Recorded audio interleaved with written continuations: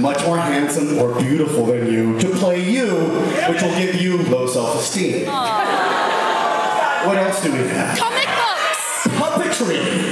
Only with puppetry do we have truth and accuracy, much like Fox News. Only with puppetry can we truly reveal one's life story.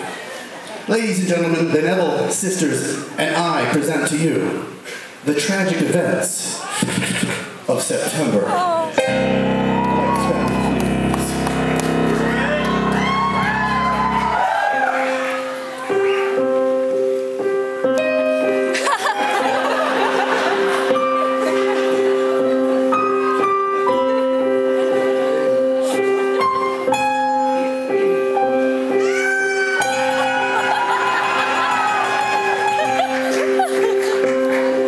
The year is 1985. St. Elmo's fire is at the top of the charts. The wreckage of the Titanic has just been discovered at the bottom of the Atlantic Ocean. And on a small farm on the Kansas-Colorado border, a young mother is about to give birth. The local doctor has predicted twins, which gladdens the hearts of the young woman and her husband, who could certainly use the extra help around the farm. But the birth does not go well.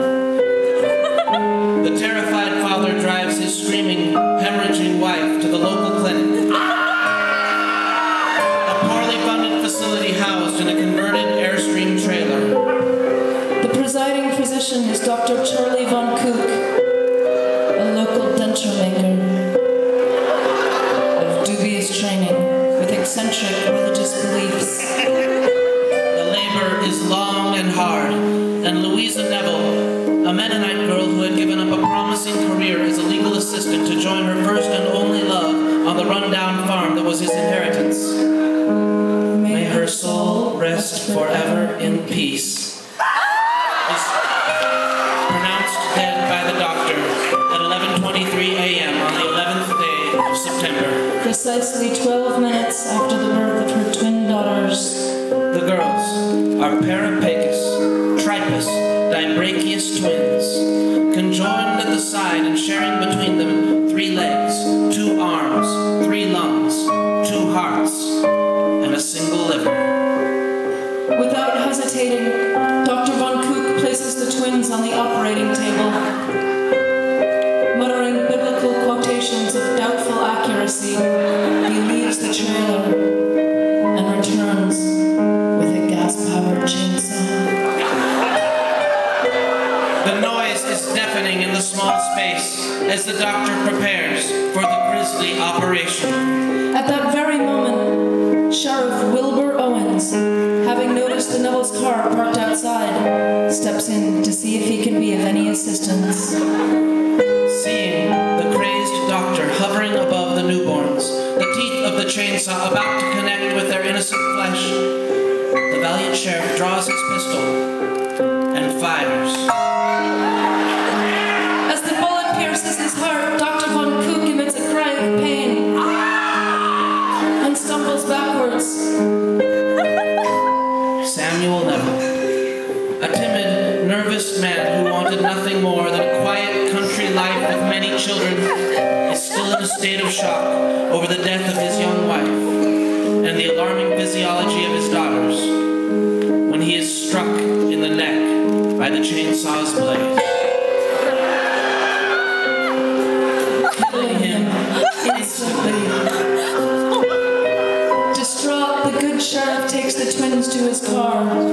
He radios back to the station, and it is arranged for the twins to be taken to the Bethany Center for Developmentally Disabled Youth in Topeka. The sheriff decides to deliver the twins to the Bethany Center personally. Less than an hour into the drive, an oncoming truck swerves, crosses the median, and strikes the sheriff's car.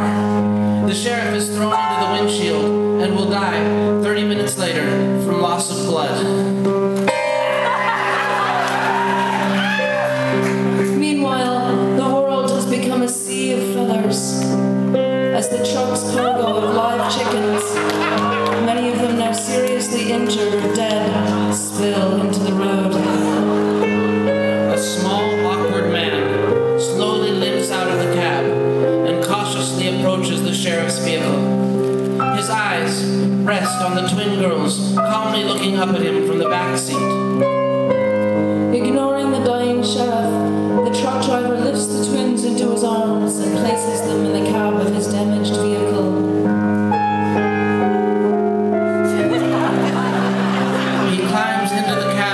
himself. And is the trailer. He unhitches the trailer and climbs into the cab himself, abandoning the defenseless chickens to their grim fate on Interstate 70.